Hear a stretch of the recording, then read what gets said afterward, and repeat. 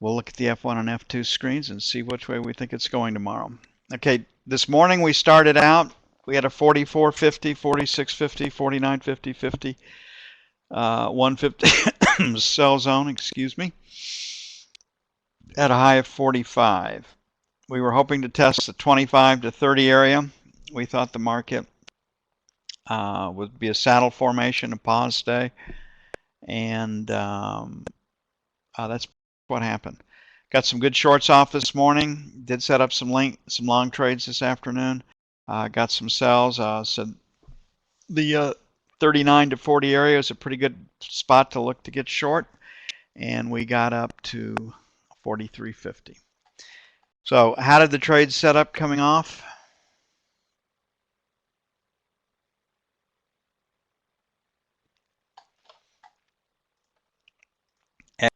As per our M pattern, and for those of you that have followed Cowboy lower, it's a lazy M or a lazy W because you usually get a lower high when it's going to sell or a higher low when it's going to buy.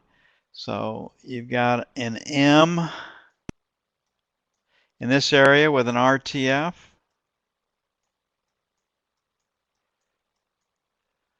Market comes down, comes back up and gives us another M with our setback trade. Another trade comes up, gives us another M in this area, so on and so forth till we get down. Remember this morning we were talking about how we expected the market to build value in the 34, 35 area. That basically came from splitting our 45 to 25 area. But we were able to make that assessment very, very early in the trading session, early in the morning. And you can do those kind of assessments when you understand structure and the market profile and how the market actually works. So we had a great day trading the E-mini. Worked as planned. Or it could have been a great day trading.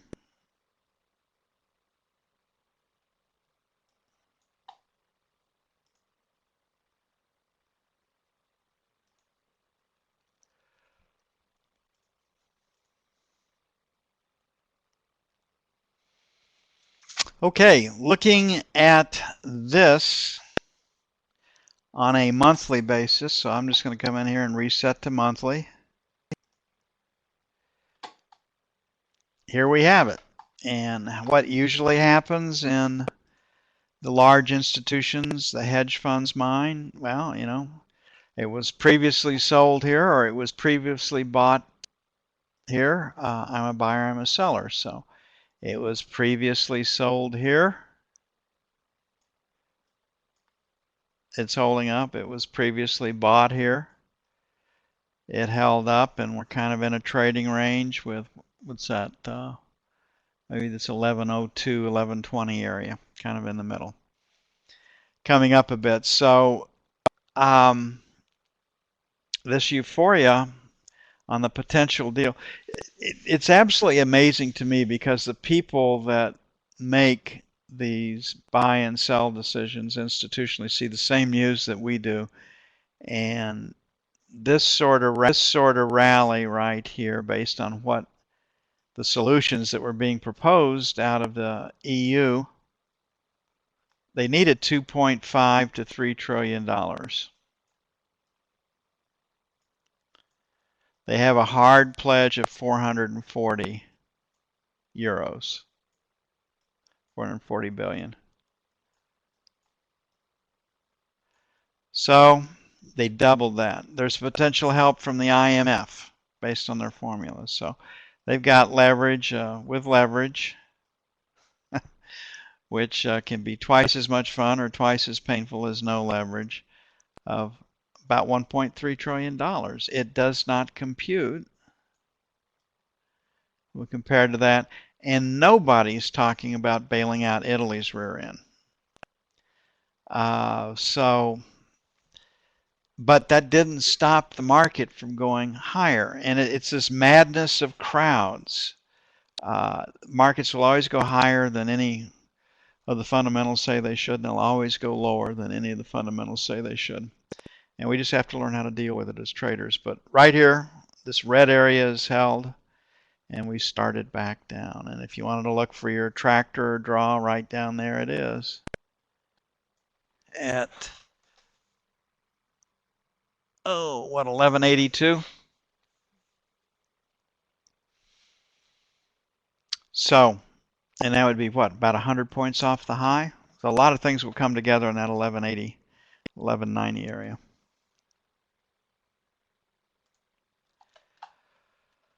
Okay, looking at our F2 screen.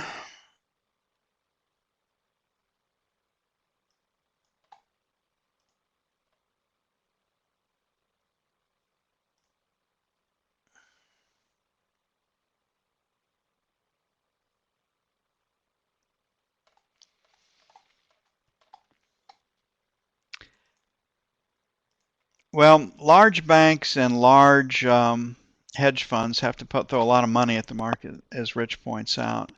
And when the markets are not trending in a trading range, they get hurt. And large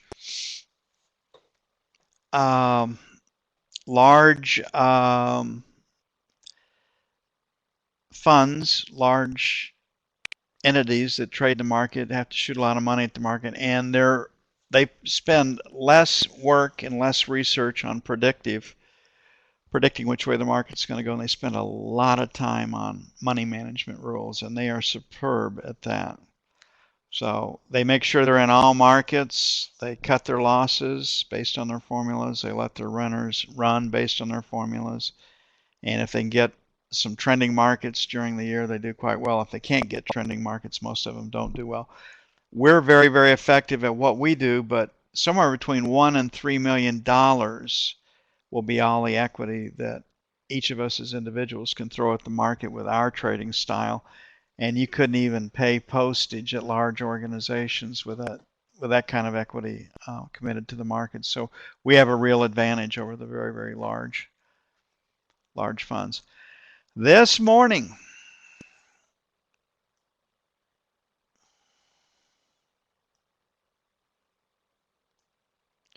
this is where the market needed volume. We did not talk about that this morning, but that's exactly what happened. And I'll merge them all together and we'll see what we had. But great calls on where to get short, where to get long. The directional call was fine this morning. Looking to eventually get down and test that 25 to 30 area. It took a long time, deep period, but we did get there. And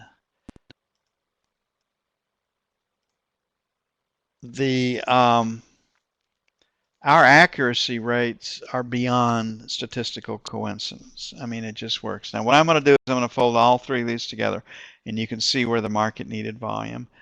And we were guessing that 35 early this morning would be a pretty good place for the market to develop, and you can see the VWAP is right there at 35. And those calls were made at 7 a.m. Central. So we filled in the volume pretty good. Now, we're still looking at a B. And it will be news driven, and tomorrow we got Michigan sentiment looking for 61.3. And that is not a huge market mover, but it does move markets. Okay, we're going to hit the note pretty quickly here. I got a conference call that I got to get to. Mark will be up at 15:30 Central Time.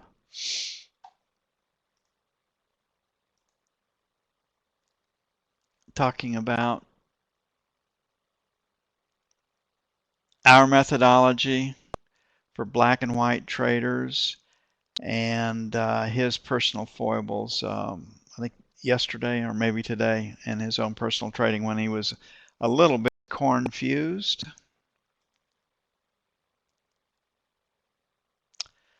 And what you have to do when you get in those periods where you are confused.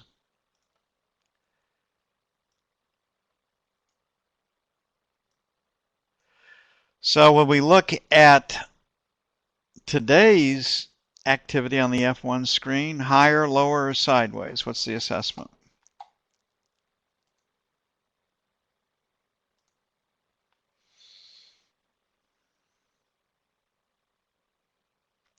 On this take, what would you guess?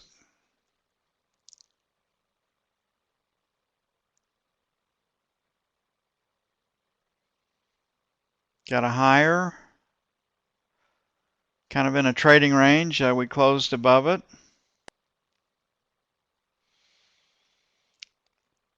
I would say sideways with an up bias because we're still in a trading range. And if you took this and went all the way back into this,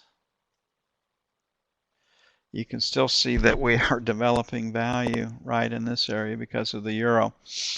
So while we can sell, it's been hard for the bottom to fall out of this market. Now, if I do this split, if I pop out M and N, lower high, lower low, volume lower than yesterday, so we can sell strength on this one. So my guess is we probably have a trading range. We're going to have a hard time at 20 to 28 again. If we fail to get through 20, we got a better shot taking it lower tomorrow. And tomorrow's settlement day after the toughest auction to get through. What are the large institutions in the dealer community likely to do? They're probably going to sit on their hands. So that also would reinforce a trading range scenario for tomorrow. So I'm guessing we can sell failure at 20 to 24 and that we can probably buy support at the buck to 04, and based of course on the overnight news and what goes on in the EU, but I think that's probably pretty reasonable for right now.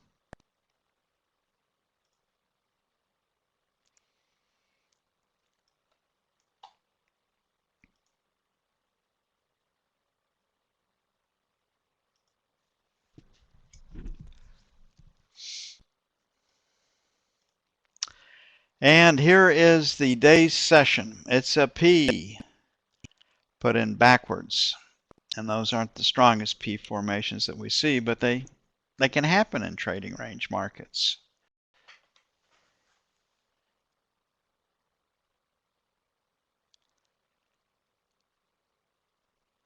So, what do we see for tomorrow? Where's support and resistance? We close this baby at 130.11 right here. And we got the top of a value at 16, so there's 1, 2, and you can see got a little dent there at 20. Top of value right here at 24.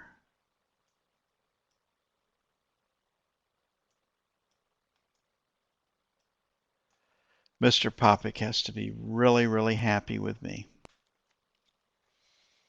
My assessment of where support and resistance is or are. Okay, we've got a close at 11. We've got 10.5 for the weighted volume mean. We got some volume at 7.5 right here. So I made that 1 based on this volume right here and a market number. Got a K ledge at 4. There's 2. We've got the buck, 3. And we've got 24 to 28 is 4.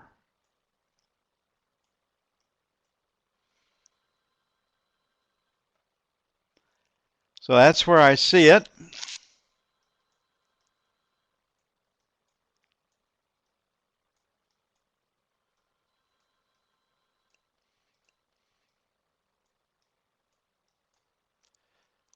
Okay, now if we have a weak market, we're going to have trouble getting through 20.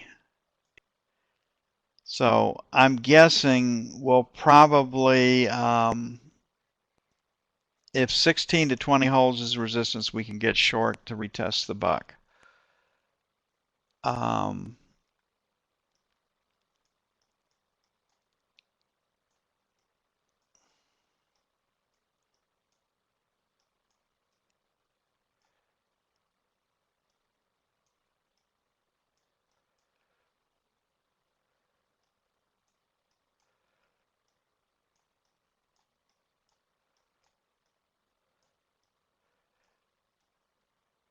And best resistance is above 20, 28. So we're going to sell failure SLF at 20 to 28. And our buy zone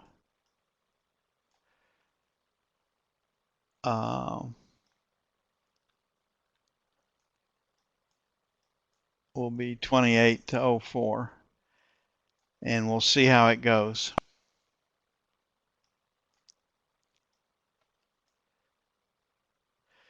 Yeah, support and resistance, we've done it several times. It's in the library. It should be there. Not too hard to get to. We're redoing all of our materials. We'll be coming out with a manual after the first part of the year that's updated for the new software and the new features. We probably will be then going in and taking our current recordings and making some very, very concise scripted ones for the basic tenets and the basic things that we teach. That probably first quarter work for next year, but we're going to get in shape. The materials are there. It's just pulling it all together right now. The website should be up and running over the next week or two with the materials easier to get to. So things will be improving. Yeah, there is a training session this afternoon, Richard, with Mark S. He's going to talk about, he's our trading coach for psychological issues that we all have to confront and face. And he's going to be talking about our methodology is based on statistics. You are trading expected outcomes. You are trading probabilities. It's not black and white. Our rules are an idea, a level with deceleration. You notice that there's not any hard numbers in there. And we do have a very, very great way to trade the market if you are black and white, and that's Bill Thomas's approach. It can't get any more black and white than the way Bill Thomas looks at the market. So we have that one answered too for you. And then Mark's going to talk about some trading difficulties he encountered this week, what he had to do to get on top of them.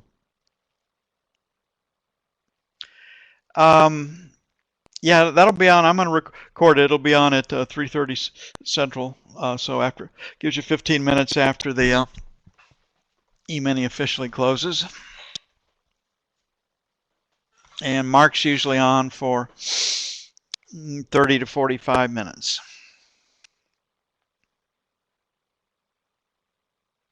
Okay, I got a couple of conference calls to do, so I'm out of here. We'll see y'all at 0. I'll open it up and get Mark started, but otherwise I'm pretty much out of here.